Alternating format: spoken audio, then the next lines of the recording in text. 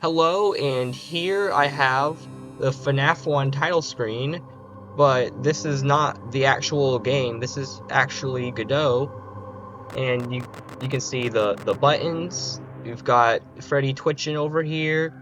You've got the static effects and everything. So I'm gonna walk you through how to create all of this. Okay, so I've created a new project with the compatibility rendering engine. So I'm going to set up a few things in the project settings first. Um, Go to window. First, I'm going to set it to 720p, so 12080 by 720. Um, Set the mode to canvas items, and now go to boot splash. Set the background color to black, and turn off show image.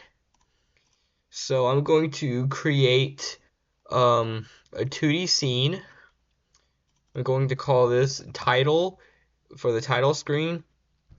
So press Control S and press save. So now we have a new scene called title. So right click on res and create a new folder called scenes. So take the scene and just drag it into the scenes folder. That's just You don't have to do that, but it's for organization. Okay, I'm going to hit the play button, select current, and yeah, this is what we have so far. So the first thing I'm going to do is set the background color to black.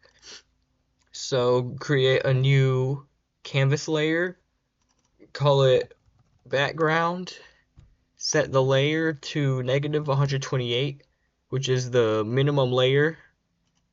So and now create a color rect, make it full screen, set the color all the way to black. Okay, and now just lock it. So now the everything's black. So I'm going to create a new folder called textures. Now create a new folder called static,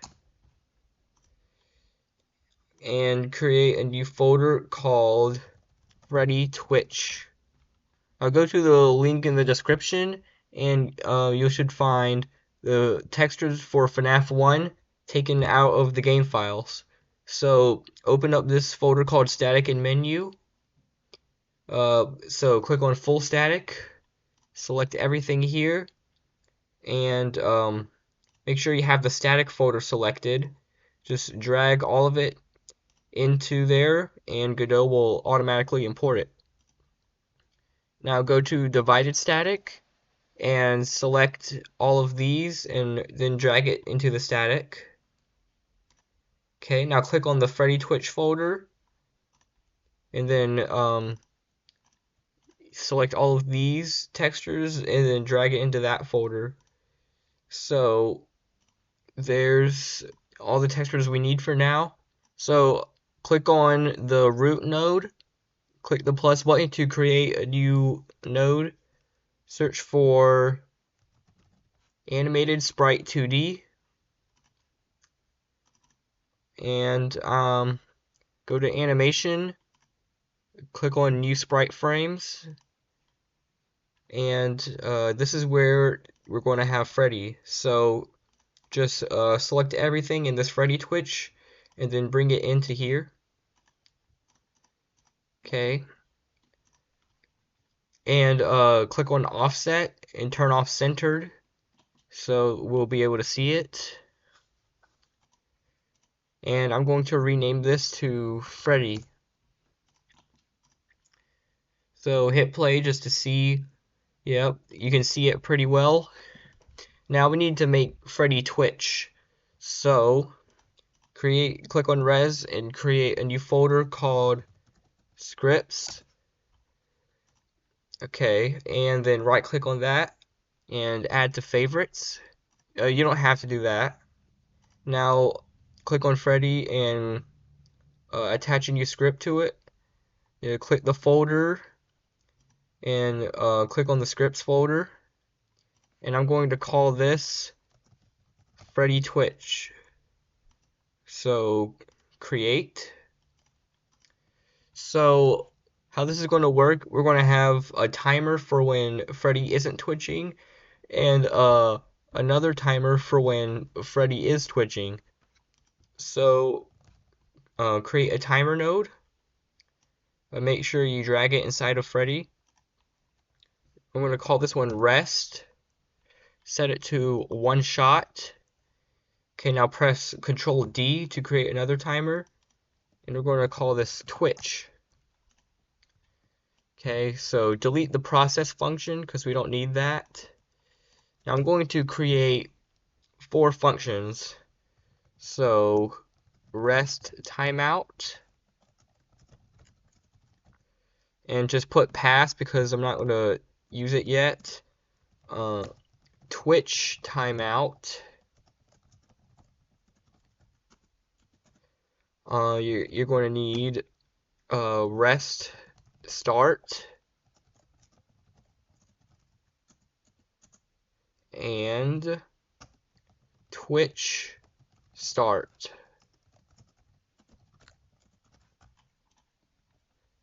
Now I'm going to connect all of those functions. So I'm going to say rest dot connect. We're going to connect the timeout function to the rest timeout function. I meant signal. You connect the timeout signal to the rest timeout function, and Twitch connect timeout to Twitch timeout. Okay, and once we connected all of those, we're going to start the rest timer. So I'm just going to call rest start. So obviously I'm going to start the timer, just say rest.start, but the reason I made this a function is so you can set the time of it. So the time is going to be a random value, so set the wait time to a random float in the range of 0.3 to 4.0. And this is the time that it takes between twitches, whenever Freddy twitches. And I'm also going to go ahead and do the Twitch start function. So for the Twitch, we're going to set the wait time to 0.02 to 0.07. And then you start the timer. So now we have those functions done. So once Freddy is done resting, you want to set the frame to a random range from, is it 1 to 3? You click on Freddy, you can see it's going to set it to a random one of these. Okay, and then we're going to start the Twitch.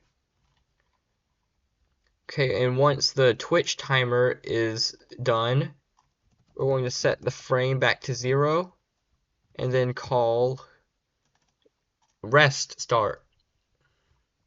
So hit play and just wait for it. Yep. So now we have Freddy twitching. Alright, we're going to see if it's going to do another one. Yep. Okay. Now we want to add the static. So add in an animated sprite 2D. Call it static. Go to animation and new sprite frames. So open the textures, go to static. You're going to select these images 12 through 20 and just drag all of those in. Okay. Once again, go to offset and turn off centered. So if you hit play, you can see the speed of the animation. You want to set it to 60 frames per second. Okay, and you're going to click on this button, which turns on autoplay, which will make it play by default. So you're not able to see Freddy behind this because unfortunately there's a bunch of black in the way, which isn't what happens in the real game. So to fix this, we're going to have to take away the black using a shader. So click on Res, create a new folder, call it Shaders. Now you click on the static, go to Material, New Shader Material, and in the shader, click on New Shader. Now I'm going to put it into the Shaders folder, and I'm going to call it Remove Black. Okay. Alright, so here's the shader we have to work with. It's going to be a fragment shader because it's changing the colors. Now first I want to make some variables. So uniform float threshold equals 0.1 by default. And now if you click on shader parameters, we have a little variable here called threshold, which we can change. So first thing you want to do is get the current color of the pixel. So vector4 color equals color texture UV. Did I do that right? No, it's not color. It's texture. Texture. All right. Whoops. So if all three of the RGB is less than the threshold, then we make it transparent. So say if color.R is less than threshold and color.G is less than threshold and color.B is less than threshold, and if that's true, then you say color.A, which stands for alpha, equals 0.0. And now we're going to apply the color by saying color equals color. So it should get rid of most of the black. Okay, now you can see the white is pretty kind of getting in the way. But unfortunately you can't use the modulate. So you're going to have to use it in the shader. So you can say uniform float alpha equals 1.0. And you can say that if the color is above the threshold, then you can just say color.A equals alpha. Alright, so let's change these parameters. So the higher you set the threshold, the less black there is. So set the threshold to 0.3 and then set the alpha to 0.4. Okay, I think that looks good. Now hit play and we have a good static effect covering the screen now. Now I want to make Freddy like kind of fade in and out a little, kind of like it does in the real game, because that's what we're copying. So create a new timer called fade. Okay, so this one isn't going to need a random value, so we can turn off one shot. You can turn on auto start and set the wait time to 0.3. So basically every 0.3 seconds it's going to fire a function. So let me create one for that. Let me just note this is the Twitch and this is the fade. So we're going to create a function called fade timeout. Pass for now. And now we're just going to connect it by saying fade connect the timeout function to fade timeout. I wish it wouldn't do that. Okay, so what we're going to do is set the alpha of Freddy to a random value. So we're going to say modulate.a equals random float in range from 0.3 to 1.0. Hit play, And you can see now Freddy is like fading in and out. And I also want the static to fade in and out. But we're going to have to change the shader parameter because I can't use modulate for the static. So first, just take the static sprite and just drag it here to locate it. So you say static dot material dot set shader parameter alpha, and we're going to set it to a random float in range from 0.4 to 0.6. Now it's not going to be really noticeable, but yeah, now the static is also fading in and out slightly. Okay, now we need those glitch effects on the screen that kind of like appear. So it's called the divided static according to the textures ripped. So create an animated sprite 2D, call it divided static.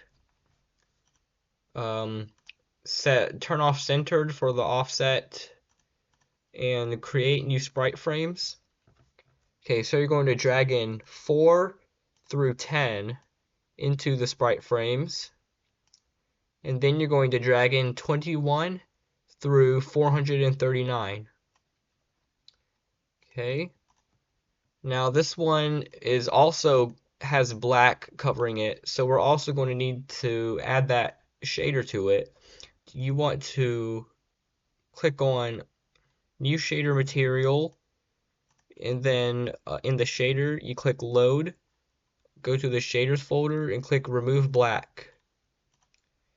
Okay, so we've loaded in the shader.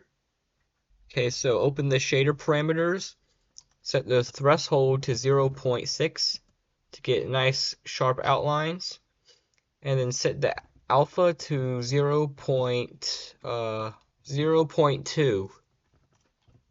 Okay, now you can see it's kind of getting in the way, so we want to remove the frames with a lot of white in it. So remove 0, remove 0 again. Just do what I'm doing. Just remove all these ones. That should be better. Now hit the play button. So yeah, you want it to be moving at like 8 frames per second, like that. Okay, and you want to also turn on autoplay for this. Now I'm also going to have the divided static like fade, like appear and disappear. So I'm going to use the same twitch and rest system that Freddy used when twitching.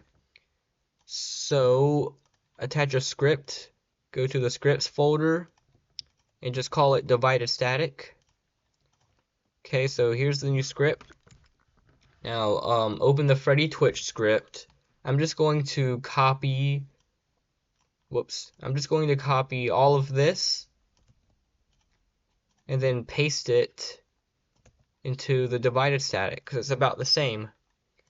You can remove this line 6, and now I'm also going to copy these two nodes, the rest and twitch, and then paste it into the divided static. Okay, so now that we have this, I can change the wait times. So the rest time is going to be 1.0 to 3.0, and the twitch time is going to be 0.1 to 0.4. And instead of setting the frame, we're going to set the visibility. So set visible to true when the rest times out, and when the twitch times out, you want to set visible to false. And also click on this eyeball to make it invisible by default. Now hit play, and you should see, yep, that static is now appearing on the screen. Okay, now real quick, there's just one thing I wanted to add to this. So right click on res and create a new script and call it global, and then click create. So then you go to project settings, go to auto load, click the folder and choose global, and then click add. So now anything we add in this script is going to be for the whole project. So copy the script in the description and then paste it here. So this script, I wrote this pretty long time ago. It basically, like, you press F11. So now if you press F11, it will toggle full screen, and then if you press escape, then it will exit the game. And I like to include this in basically all of my projects. So go to project settings, go to window, and set the mode to exclusive full screen. So now we can test in full screen. You can just press escape to close out of it. So I think there's just one more thing to add for this video. So I'm going to add like a little white bar that goes slowly down the screen. So I'm going to create a sprite. I'm going to call it scanline. Now for the texture, we're going to create our own texture. So click on New Gradient Texture 2D. Open the gradient. Click on the black and change it to white. So now we have a white box. So just resize it to be like this, and then put it like above the screen, kind of like that. Alright, I think this is good. In case you want to copy it exactly, here's the position and scale that I have.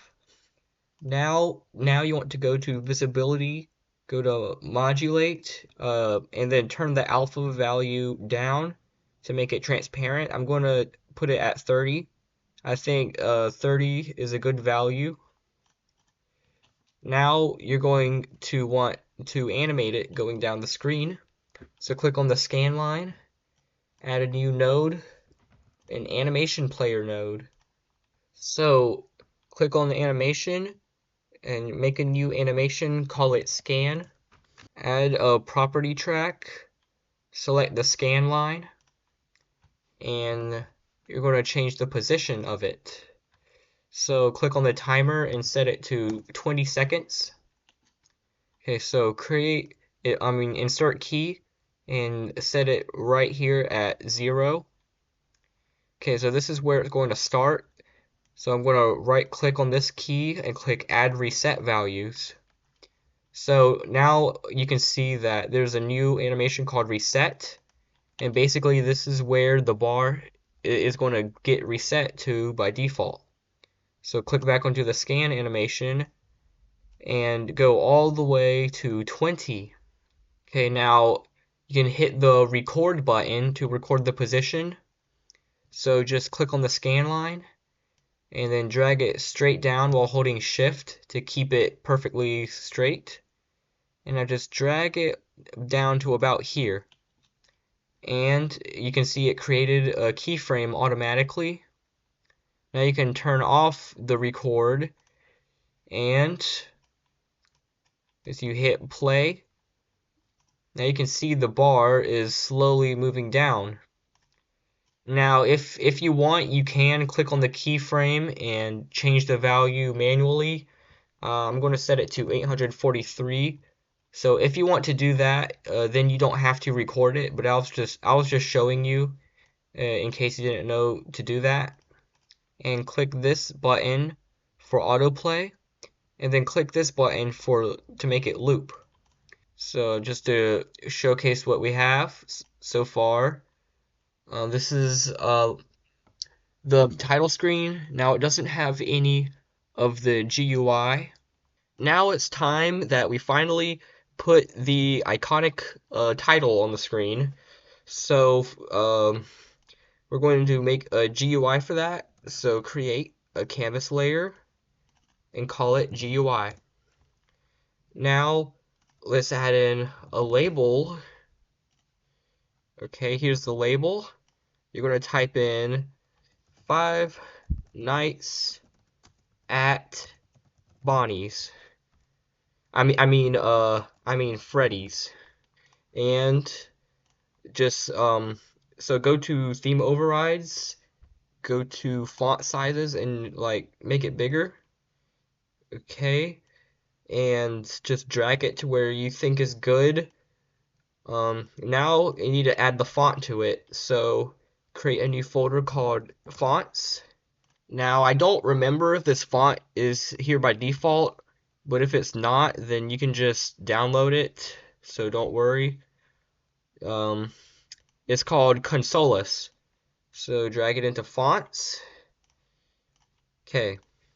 So ignore all these, the bold, italic. I don't know what Z stands for, but just use this one on the text. So click on the label, go to fonts, and drag in the Consola font. There it says Five Nights at Freddy's. Now set the font size to 50, and then drag it like as small as you can make it. Okay, so you're gonna try to like put it like about right here. Okay, I think this is good. Now if you want, you can go to layout, go to transform, and you can set the position manually. So this is what I came up with.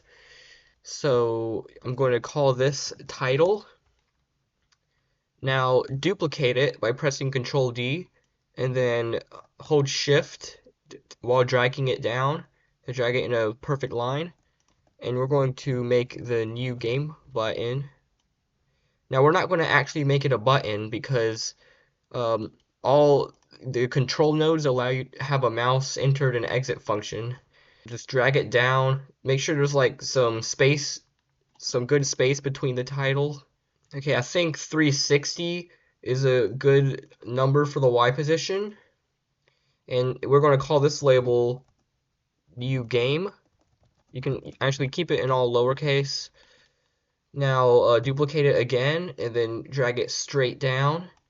And this is going to be the continue button. I think setting the Y position to 431 is good.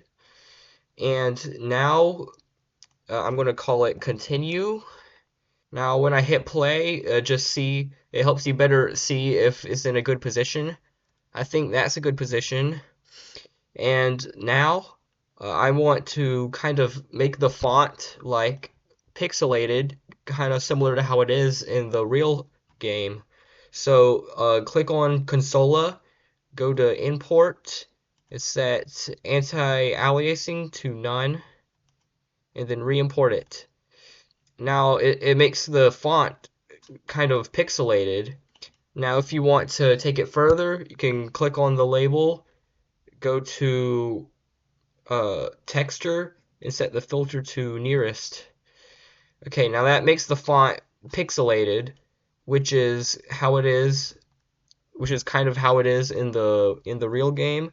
So I can do that for the new game button, and I'm going to do that for the continue button. Okay, I want to make the buttons work, so I'm going to add the little arrow that points to which button you're clicking. So duplicate the new game button and then drag it to the left, and then you just want to type in 2 greater than symbols and just make it small, and I'm going to just drag it over to the right about right here. I can also manually set the position. I'm going to set it to 87, and now I'm going to call this label arrow. Alright, and now I'm going to attach a script to the buttons. So click on the new game button, attach a script, put it in the scripts folder, and I'm going to call it menu button. So I'm also going to attach the same script to the continue button. So they're both going to be sharing the same script. Okay, and I'm going to use the name of the node. So like I said, they have a mouse entered and mouse exit function. So create a mouse entered And now I can connect mouse entered to mouse entered. Okay, so once the mouse enters, we're going to say, okay, so you want to locate the arrow, so just drag the arrow into the script. So arrow dot position dot y equals position dot y. Now when I hit play, okay, never mind. It's not going to work. That's because these are by default not detecting mouse. So you want to click on the new game label, go to mouse, and set the filter to stop. Now go to continue, and do the same thing, set the filter to stop. And now once you put your mouse over the buttons, you can see the arrow switches to the button. Okay, now it's pretty quiet, and so I think it's finally time to add some audio. So create a new folder called audio. Now in the FNAF 1 textures, it should have the sounds included. So just select all of the sounds from Five Nights at Freddy's and drag it into the folder. Now I'm not really going to organize this because there aren't a lot of sounds in Five Nights at Freddy's. So in the root, you're going to create a new audio stream player. You can call this music. So this is going to play the background music. So you see this file called Darkness Music. You want to click on this file, you go to import and set loop mode to forward, and then re-import it. So that makes the music loop. So drag this file into the audio stream player and then turn on autoplay. Now there should be music. Yep, there's music playing now. And I'm also going to add another audio stream player. I'm going to call it static. Call it static sound, I guess. Okay, and in the sound folder, I believe it's static.wave. So just drag this into the stream and also turn on autoplay. And now it should play the static sound once the menu opens. Okay. And there's just one more sound to add, which is for the buttons. So in the GUI, click on the GUI and then add another audio stream player. You're going to call it select. Okay, so the select sound, you're going to look for blip3.wave and then drag it into there. Okay, and go to the button script. So the select sound is going to play every time the arrow moves. So in order to detect if the arrow moves, you want to say if arrow.position.y is not equal to position.y, then select.play. Okay, now let's see if that works. And it does. So I think we're done here for now. So there's the FNAF 1 title screen. Of course I didn't add the other buttons or anything, or the stars, but yeah. It's just a little example of what you can do. So thank you for watching. I might continue this if I feel like it.